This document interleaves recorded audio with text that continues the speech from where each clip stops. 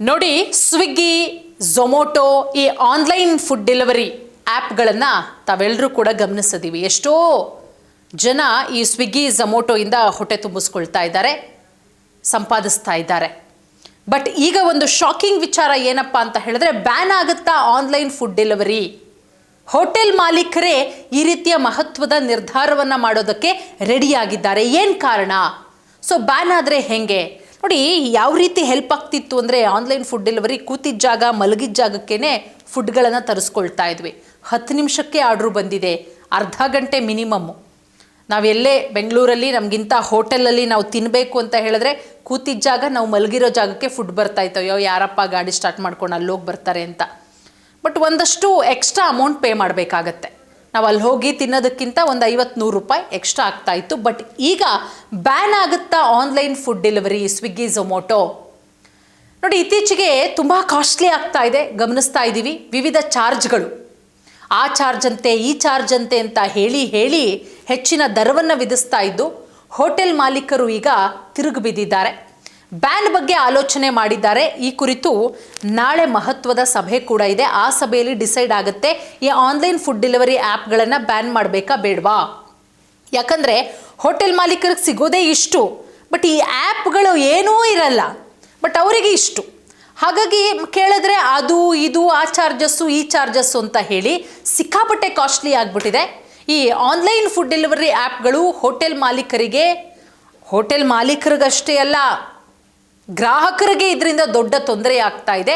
ರಾಜ್ಯ ಹೋಟೆಲ್ ಮಾಲೀಕರ ಸಂಘ ಇದಕ್ಕೆ ತೀವ್ರ ಆಕ್ರೋಶವನ್ನು ಕೂಡ ವ್ಯಕ್ತಪಡಿಸಿದೆ. ರಾಜ್ಯ ಹೋಟೆಲ್ ಮಾಲೀಕರ ಸಂಘದ ಗೌರವ ಅಧ್ಯಕ್ಷರಾದಂತಹ PC Rao online food delivery ಆ್ಯಪ್ಗಳ ವಿರುದ್ಧ ಸಮರ ಸಾರಿದ್ದಾರೆ. ಬ್ಯಾನ್ ಬಗ್ಗೆ ಆಲೋಚನೆ ಮಾಡಿದ್ದಾರೆ. ನಾಳೆ ಈ ಕುರಿತು ಮಹತ್ವದ ಸಭೆ ಕೂಡ ಆಗುತ್ತೆ, ಬ್ಯಾನ್ ಮಾಡಬೇಕಾ ಬೇಡವಾ ಅಂತ. ಯಾಕಂದರೆ ಫಾರ್ ಎಕ್ಸಾಂಪಲ್, ನಾವು ಅಲ್ಲೇ ಹೋಗಿ ಒಂದು ಮಸಾಲೆ ದೋಸೆ ತಿಂತೀವಿ ಅಂದರೆ 80 ರೂಪಾಯಿ. ಬಟ್ ಸ್ವಿಗ್ಗಿ, ಝೊಮೊಟೊದಲ್ಲಿ ನಾವು ಆರ್ಡ್ರ್ ಮಾಡ್ತೀವಿ ಅಂತ ಹೇಳಿದ್ರೆ 130-140 ರೂಪಾಯಿ ಆಗುತ್ತೆ. ಅಂದರೆ 1 to ಡಬಲ್ ಆಗುತ್ತೆ. ಬಟ್ ಹೋಟೆಲ್ ಅವ್ರಿಗೆ ಎಷ್ಟು ಸಿಗುತ್ತೆ? ಒಂದು 60-65 ರೂಪಾಯಿ ಸಿಗಬಹುದು. ಅಂದರೆ ಇದರಿಂದ ಅವರಿಗೆ ನಷ್ಟನೇ. ಬಟ್ ಗ್ರಾಹಕರಿಗೆ ಸಿಕ್ಕಾಪಟ್ಟೆ ಹೊರೆ ಆಗ್ತಾ ಇದೆ. ಕೇಳಿದ್ರೆ ಅವರು ಬೇರೆ ಬೇರೆ ರೀತಿ ರೀಸನ್ಸ್ ಹೇಳ್ತಾರೆ. ಸೊ ಹಾಗಾಗಿ ಆನ್ಲೈನ್ ಫುಡ್ ಡೆಲಿವರಿ, ವಿಶೇಷವಾಗಿ ಸ್ವಿಗ್ಗಿ, ಝೊಮೊಟೊ ಆ್ಯಪ್ನ ವಿರುದ್ಧ ಹೋಟೆಲ್ ಮಾಲೀಕರು ತೀವ್ರ ಅಸಮಾಧಾನ ವ್ಯಕ್ತಪಡಿಸ್ತಾ ಇದ್ದಾರೆ. ನಾಳೆ ಈ ವಿಚಾರವಾಗಿ ರಾಜ್ಯ ಹೋಟೆಲ್ ಮಾಲೀಕರ ಸಂಘ ಸಭೆ ನಡೆಸುತ್ತೆ.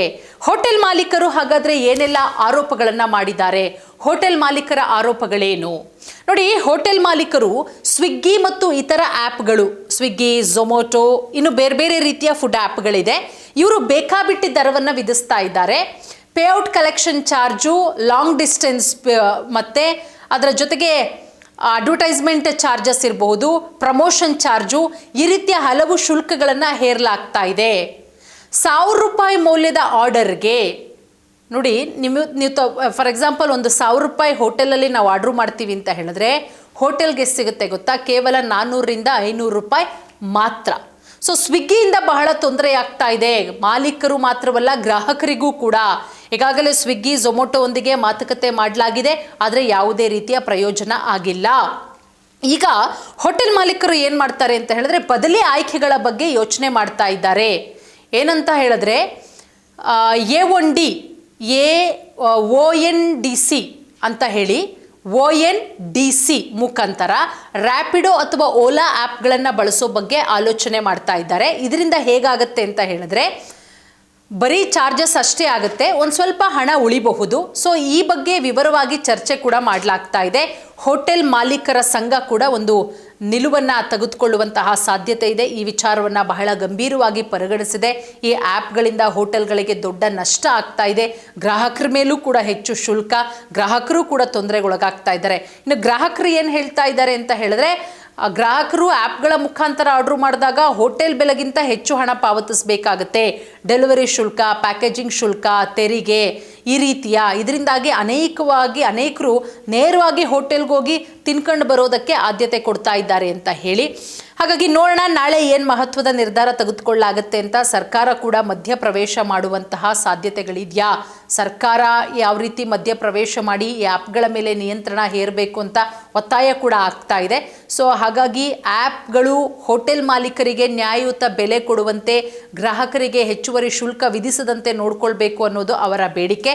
ಸೊ ನಾಳೆ ಇದೆಲ್ಲದರ ಬಗ್ಗೆ ಡಿಸೈಡ್ ಆಗತ್ತೆ.